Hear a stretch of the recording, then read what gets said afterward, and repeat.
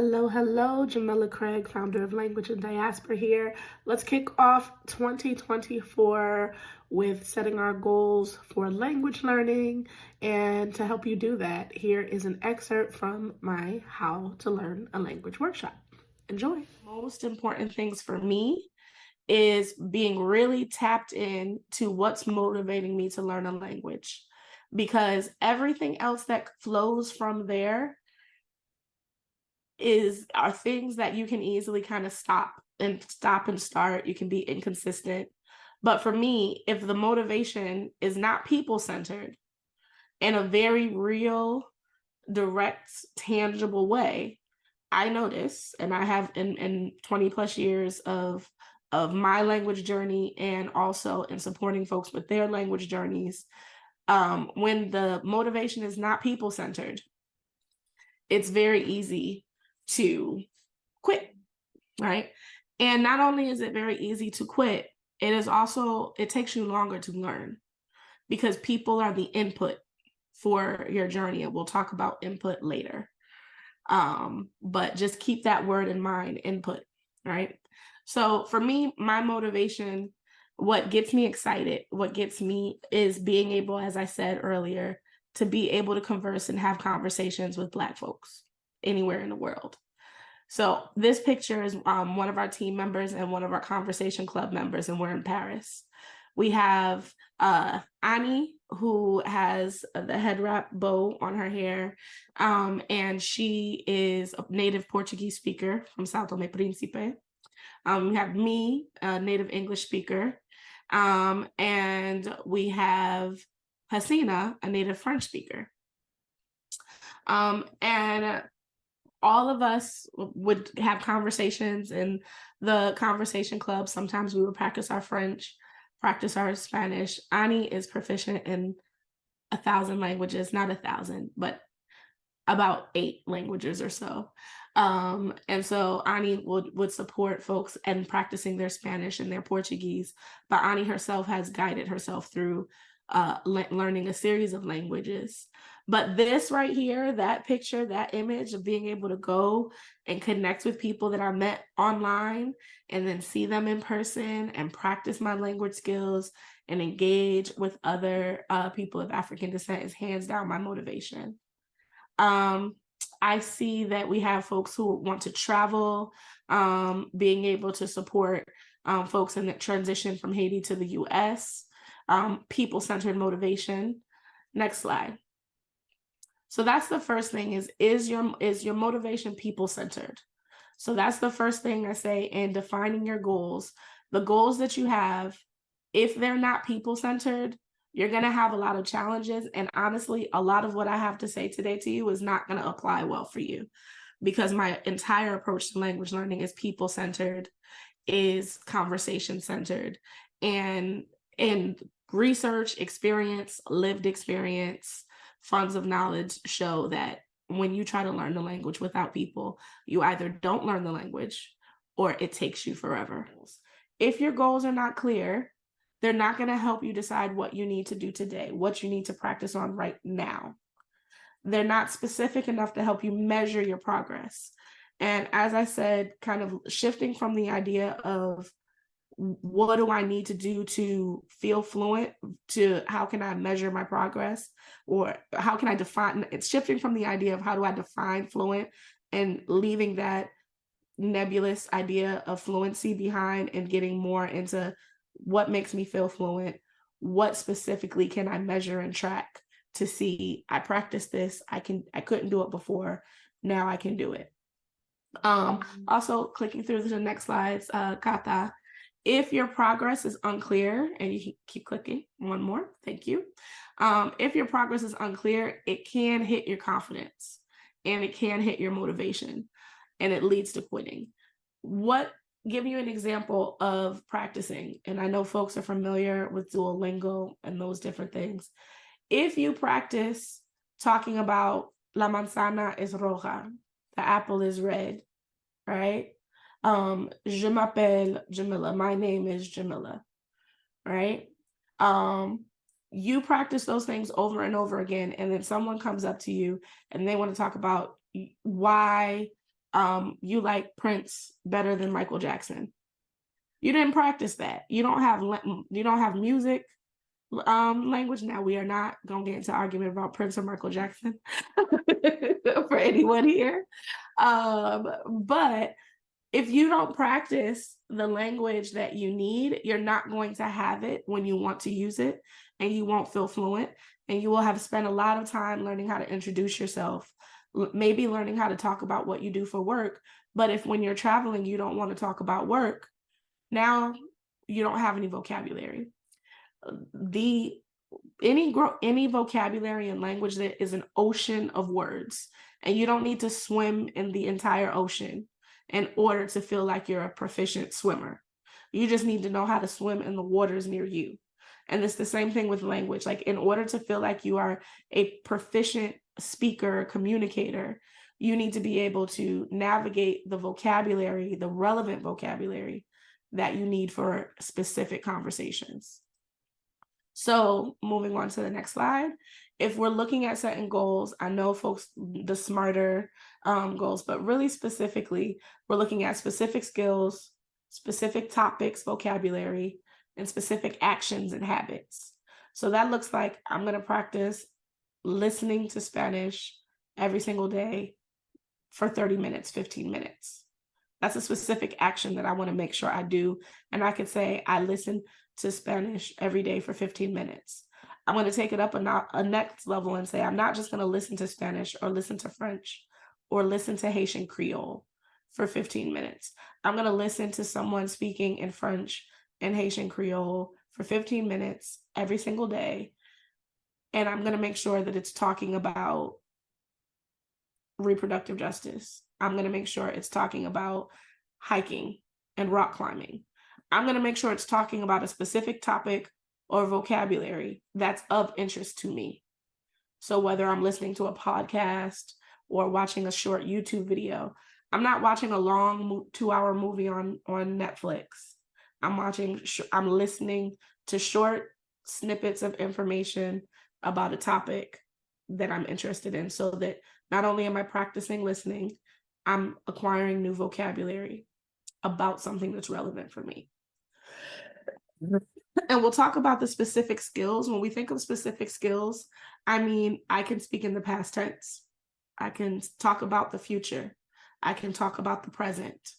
I can share what I would like to do, right? Specific skills are things related, all of this related to conversation.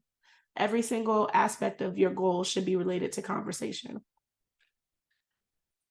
All right, going to the next slide. So how we're doing this, we're identifying topics of interest. Someone drop a specific topic into the chat that you're interested in discussing and having conversations in another language. I'm specifically interested in having conversations. For me, one of my topics is hair, natural hair. Like if I want to talk about kinky curly and type 4C or 4B or my twists or my braids or locks, I like being able to talk about natural hair, which is an incredible topic for all of the languages that we mentioned: English, French, Spanish, Portuguese, Haitian Creole, because I can go in on natural hair in all of those languages, because I don't care what language the Black woman speaks or the Black person speaks, our hair is a relevant topic.